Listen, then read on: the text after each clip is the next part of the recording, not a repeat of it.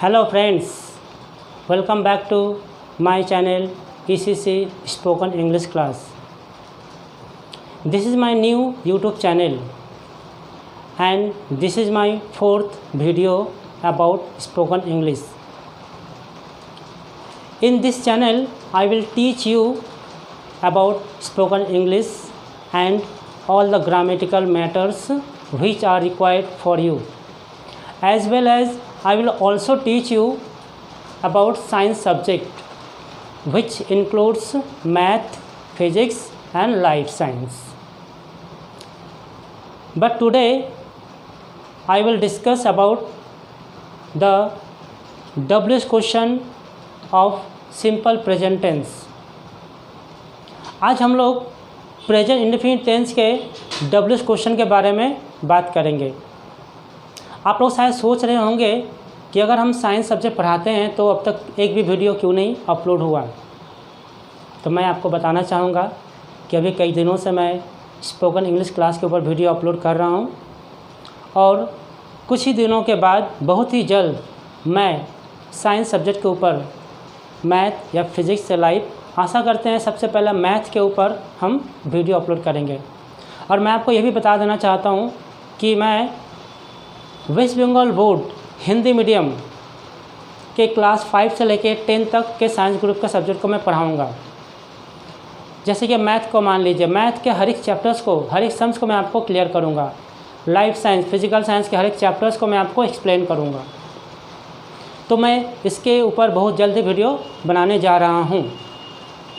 लेकिन आज का जो वीडियो है वो हमारे प्रेजेंट इंडेफिनिट टेंस के WH क्वेश्चन के ऊपर है।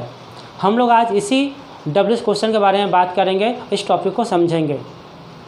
पिछले वीडियो में आपको याद होगा कि हमने सिंपल प्रेजेंट टेंस के 4 sentence, simple, negative, interrogative sentence और इंट्रोगेटिव नेगेटिव सेंटेंस के बारे में बात किए थे और वो सारी वीडियो आपको समझ में आ गई होगी। आज हम लोग देख लेते हैं सिंपल प्रेजेंट टेंस के WH क्वेश्चन के बारे में। तो WH क्वेश्चन का रूल्स क्या होता है, पहले ये देख लेते हैं। WH क्वेश्चन का रूल्स होता है WH वर्ड। WH वर्ड क्या है मैं आपको बताऊंगा, पहले रूल्स थोड़ा देख लेते हैं। WH word plus do oblique does, इन दोनों में से कोई एक जो जहाँ पर एप्लीकेबल होगा, plus subject plus V1 plus object, ये है WH क्वेश्चन का रूल्स। तो देखिए प्रेजेंट इंडेफिनिट टेंस या सिंपल प्रेजेंट टेंस के WH क्वेश्चन का जो रूल्स होते हैं उसमें सबसे पहले हम लोग लिखते हैं WH वर्ड। WH वर्ड क्या होता है? प्रश्नवाचक शब्दों को, जैसे क्या, कब, क्यों, कहाँ, कैसे, किस प्रकार, किस तरह, इस तरह का जो वर्ड है इंग्लिश में, जैसे कि what, when, why, who, when, इस तरह के जो शब्द हैं, वर्ड्स हैं, उन्हें हम लोग कहते हैं WH क्वेश्चन। तो सबसे पहले हम लोग लिखते हैं WH वर्ड, उसके बाद में हम लोग लिखेंगे डू या डज। डू का यूज़ कहाँ पे होता है? पिछली क्लास में आपको बताया गया था डू और डज के यूज़ के बारे में, वहाँ पर जो यूज है यहाँ पर भी वही है। फिर भी मैं आपको एक बार रिमाइंड करा देता हूँ। डू का प्रयोग होता है जब सब्जेक्ट प्लूरल नंबर में हो, प्लूरल नंबर यानी जब सब्जेक्ट बहुवचन में हो। और डज का प्रयोग कहाँ पे होता है? जब सब्जेक्ट सिंगुलर नंबर में हो। फिर भी मैं आप लोगों के लिए एक थोड़ा मैं लिस्ट बनाया हूँ, आप लोग थोड़ा देख लीजिए। यहाँ पर मैंने एक लिस्ट बनाया है। अगर सब्जेक्ट आई है तो आई के साथ में हम लोग डू का यूज़ करेंगे। अगर सब्जेक्ट यू है तो यू के साथ में डू, वी के साथ में डू, दे के साथ में डू, ही के साथ डज, शी के साथ डज, राम के साथ भी डज, मधु के साथ डज, क्योंकि मधु सिंगुलर नंबर सब्जेक्ट है ना। मधु, राम, शी, ही, ये सारे जो है, ये चारों ये सिंगुलर नंबर सब्जेक्ट है, इसलिए इसके साथ में हम लोग हमेशा डज का यूज़ करेंगे सब्जेक्ट के पहले और WH वर्ड के बाद। नेक्स्ट देखिए, माय फादर डज, बॉयज़ के साथ डू, गर्ल्स के साथ में डू। तो बॉयज़ एंड गर्ल्स ये प्लूरल नंबर सब्जेक्ट है, इसलिए इसके साथ में हम लोग डू का यूज़ करेंगे। But my father, my mother ये सिंगुलर नंबर सब्जेक्ट है, इसके साथ में हम लोग डज का यूज़ करेंगे। लेकिन बॉयज़ एंड गर्ल्स के साथ में हम लोग डू का यूज़ करेंगे, आपको ध्यान में रखना पड़ेगा। तो ये आपको याद रखना पड़ेगा और सिंपल सा जो रूल्स है, प्लूरल सब्जेक्ट के साथ में हम लोग हमेशा डू का यूज़ करते हैं और सिंगुलर नंबर सब्जेक्ट के साथ में हमेशा हम लोग डज का यूज़ करते हैं। ठीक है, तो ये है आपका रूल्स। एक एग्जांपल ले लेते हैं, आपको बेहतर तरीके से समझ में आएगा। पहला एग्जांपल है तुम क्या करते हो। यहाँ पर देखिए इस सेंटेंस में सब्जेक्ट क्या है, तुम यानी यू। उसके बाद देखिए इसमें वर्ब क्या है, करते हो यानी डू। और इस सेंटेंस में WH वर्ड कौन सा है, WH वर्ड, जिसको हम लोग प्रश्नवाचक शब्द कहते हैं। प्रश्नवाचक शब्द मैं थोड़ा हिंदी में लिख दे रहा हूँ। प्रश्नवाचक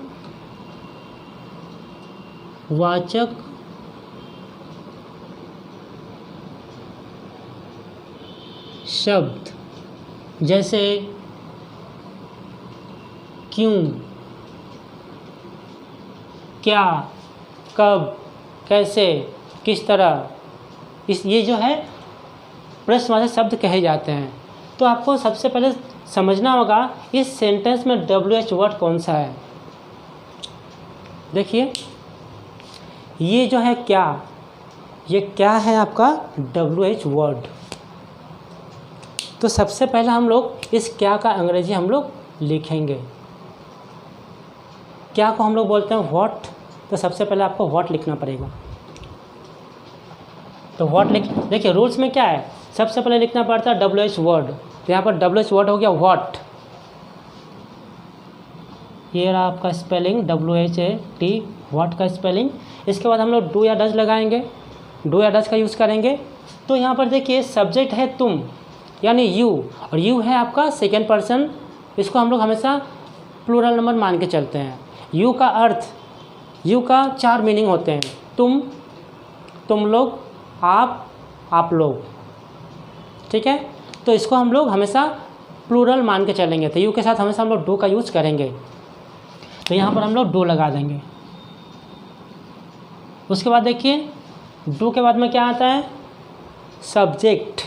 तो आपको लिखना है सब्जेक्ट। यहाँ पर सब्जेक्ट क्या है, ये रहा सब्जेक्ट तुम, जिसको अंग्रेजी में कहते हैं यू।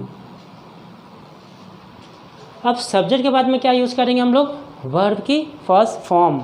यहाँ पर वर्ब हो क्या, करते हो यानी करना। करना को हम लोग इंग्लिश में क्या कहते हैं, डू। गुड, बिल्कुल सही बोला आपने, डू। तो सेंटेंस देखिए बन गया, व्हाट डू यू डू, और क्वेश्चन मार्क आप देना मत भूलिएगा। तो बन गया what do you do. Second example ले लेते हैं, राम स्कूल कब जाता है। राम स्कूल कब जाता है, आप बताइए यहाँ पर WH वर्ड कौन सा है, अर्थात प्रश्नवाचक शब्द कौन सा है। आप लोग पहले कोशिश कीजिए। बिल्कुल, आपने बिल्कुल सही सोचा, ये है WH वर्ड, कब। और कब को अंग्रेजी में कहते हैं हम लोग व्हेन। तो सबसे पहले होगा व्हेन। उसके बाद में देखिए हम लोग क्या यूज़ करेंगे, डू या डज, ये डिपेंड करता है आपके सब्जेक्ट के ऊपर में। यहाँ पर सब्जेक्ट हो गया राम, तो राम कौन सा पर्सन है, Ram third person singular number subject है। तो हम लोग यहाँ पर क्या यूज़ करेंगे, डज। तो does, DOES does, when does.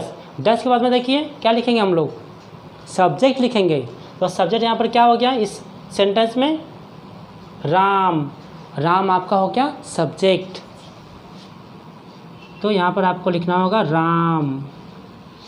Subject के बाद में क्या है, वर्ब। वर्ब की फर्स्ट फॉर्म। देखिए यहाँ पर ऑब्जेक्ट भी हम लिखे हैं। कभी कभी क्या होता है ना, WH क्वेश्चन में ऑब्जेक्ट रहता भी है, कभी कभी नहीं भी रहता है। अगर ऑब्जेक्ट है तो आपको सिंपली आपको ऑब्जेक्ट बैठाना है, और अगर नहीं है तो आपको नहीं बैठाना। ठीक है, तो देखिए राम सब्जेक्ट के बाद में वर्ब की फर्स्ट फॉर्म। यहाँ पर वर्ब हो गया जाता है यानी गो, तो हम लोग गो। व्हेन डज राम गो, इसके बाद देखिए ऑब्जेक्ट है नहीं तो हम लोग क्वेश्चन मार्क दे देंगे और ये सेंटेंस कंप्लीट हो गया। व्हेन डज राम गो अर्थात राम स्कूल कब जाता है। इसमें एक चीज़ छूटा हुआ है, यहाँ पर ऑब्जेक्ट है, देखिए स्कूल है तो आपको जब ऑब्जेक्ट दिया गया है तो आपको लिखना पड़ेगा to school, to school question mark. अगर स्कूल नहीं होता है तो व्हेन डज राम गो और स्कूल दिया हुआ है तो आपको लिखना पड़ेगा when does Ram go to school. ठीक है, थर्ड एग्जाम्पल ले लेते हैं। मैं क्या जानता हूँ, मैं क्या जानता हूँ, इसका कैसे बनेगा।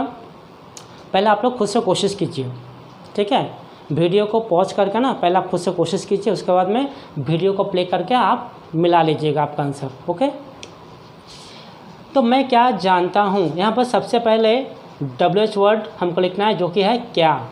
ये हो गया आपका WH वर्ड, तो व्हाट।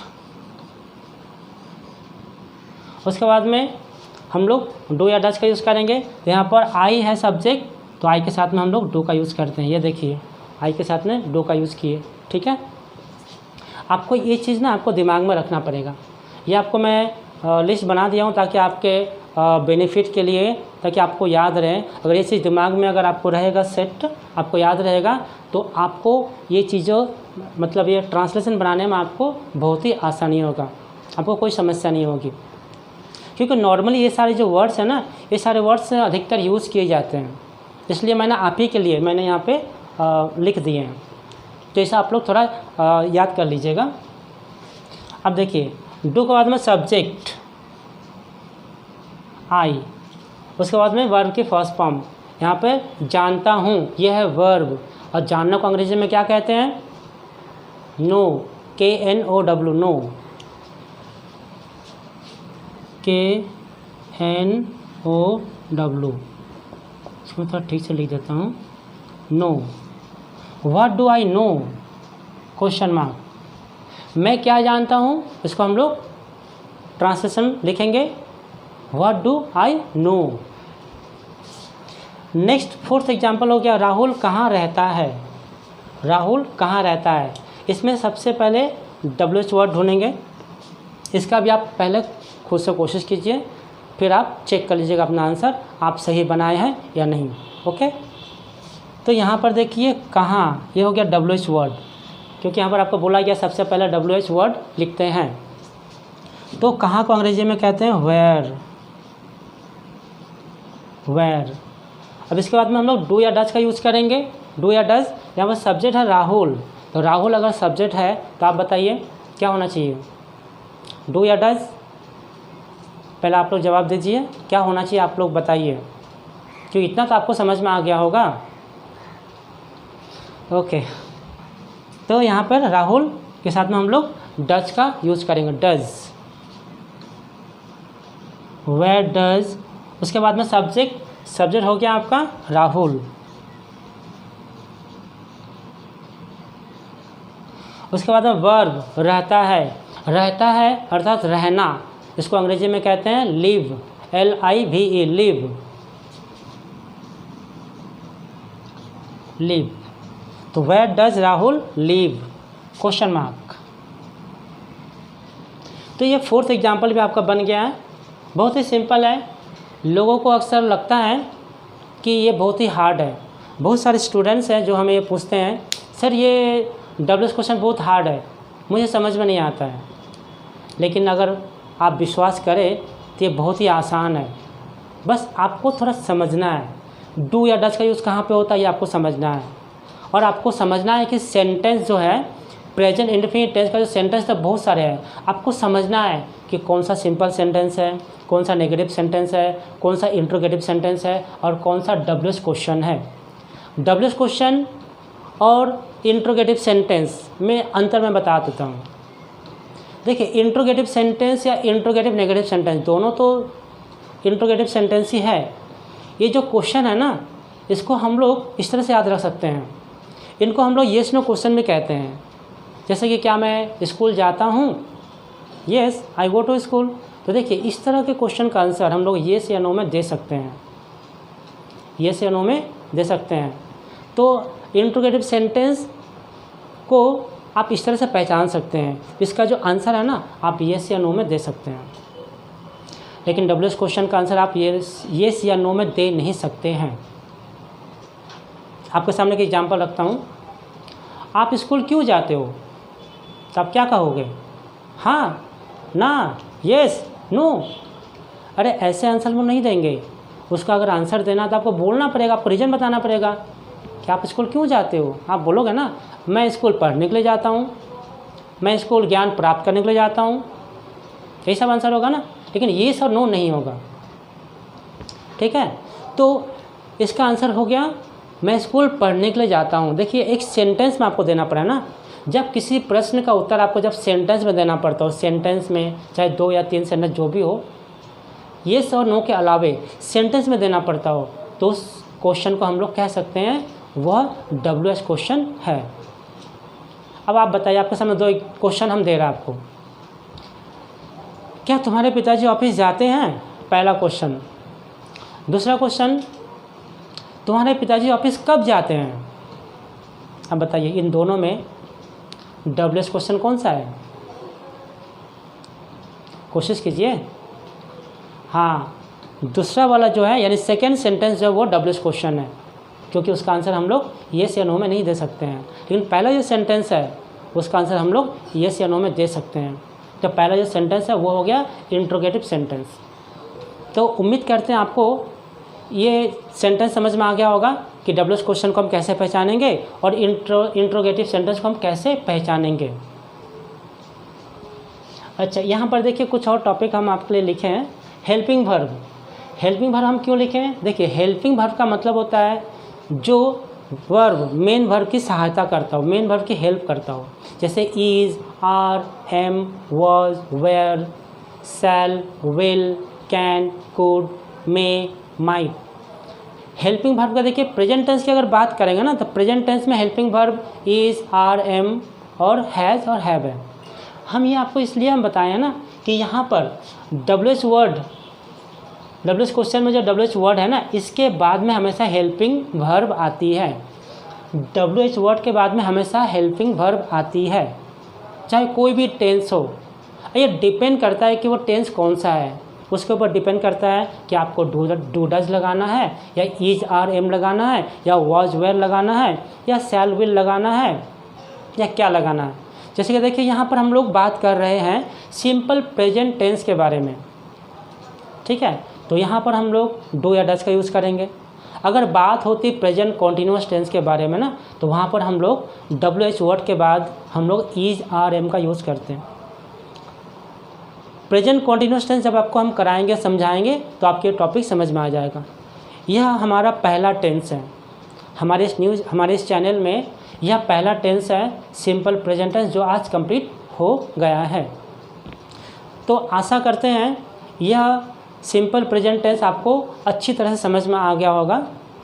और कहीं भी अगर आपको लगता है कि आपको कोई डाउट है तो आप ज़रूर मुझे कमेंट कीजिएगा। और नेक्स्ट वीडियो में मैं आपको एक नए टेंस के बारे में हम हाजिर होंगे, क्योंकि सिंपल प्रेजेंट टेंस के बारे में जो आता है वो है प्रेजेंट कॉन्टिन्यूअस टेंस। मैं थोड़ा आपको यहाँ पर ओवरव्यू दे देता हूँ कि टेंस कितने प्रकार के होते हैं, आप थोड़ा सुन लीजिए। टेंस 3 प्रकार के होते हैं, present tense, past tense and future tense. और प्रत्येक टेंस के 4 पार्ट्स होते हैं। प्रेजेंट टेंस के 4 पार्ट्स का नाम, number 1 present indefinite tense, number 2 present continuous tense, number 3 present perfect tense and number 4 present perfect continuous tense. इसी तरह से पास्ट टेंस के भी 4 भेद होते हैं। पहला past indefinite tense, second past continuous tense, तीसरा पास्ट परफेक्ट टेंस, चौथा पास्ट परफेक्ट कॉन्टिन्यूअस टेंस। इसी तरह सेम वे में फ्यूचर टेंस के भी 4 पार्ट्स होते हैं। पहला फ्यूचर इंडेफिनिट टेंस जिसको हम लोग सिंपल फ्यूचर भी कहते हैं। Second future continuous tense, third future perfect tense, और फोर्थ हो गया फ्यूचर परफेक्ट कॉन्टिन्यूस टेंस। तो मैंने आपको टेंस के बारे में कितने प्रकार के होते हैं, प्रत्येक के कितने भाग होते हैं, मैंने आपको एक शॉर्ट में ओवरव्यू आपको एक आइडिया दे दिए हैं। तो पहला टेंस है सिंपल प्रेजेंट टेंस, जिसको हम लोग प्रेजेंट इंडेफिनिट टेंस भी कहते हैं, जो हम लोग कंप्लीट कर चुके हैं। ठीक है, ये बड़ी खुशी की बात है कि हम लोग इस हमारे यूट्यूब चैनल में इस टेंस को हम कंप्लीट कर चुके हैं। और नेक्स्ट वीडियो हम बनाएंगे प्रेजेंट कॉन्टिन्यूस टेंस के ऊपर। तो आज के वीडियो में बस इतना ही। ये वीडियो अगर आपको अच्छी लगे तो आप ज़रूर लाइक कीजिएगा और इसे शेयर भी कीजिएगा अपने दोस्तों के साथ में। खासकर उन दोस्तों के साथ में आप शेयर कर सकते हैं जो अंग्रेज़ी सीखना चाहते हैं, जो किसी कारणवश अंग्रेज़ी सीख नहीं पाते हैं। हो सकता है फाइनेंशियल प्रॉब्लम की वजह से, क्योंकि सबके पास उतना फाइनेंस नहीं होता है, सबके पास उतने पैसे नहीं होते हैं कि वो जाके सीख सकें। तो मैं उन गरीब बच्चों के लिए भी सोचता हूँ, उन गरीब बच्चों को भी यह मौका मिलना चाहिए। और अगर आपको लगता है कि हम इस वीडियो के माध्यम से आपको कुछ इम्पोर्टेंट जानकारी दे रहे हैं, आप कुछ यहाँ से सीख पा रहे हैं, तो आप ज़रूर मेरे वीडियो को सब्सक्राइब कीजिएगा, ताकि जो भी नई वीडियो बने वो वीडियो का नोटिफिकेशन आपको मिलता रहे और कोई भी वीडियो आप मिस ना करें। तो thank you so much for watching this video. मिलते हैं नेक्स्ट वीडियो में। तब तक के लिए आप लोग सुरक्षित रहें, घर में रहें और स्वस्थ रहें।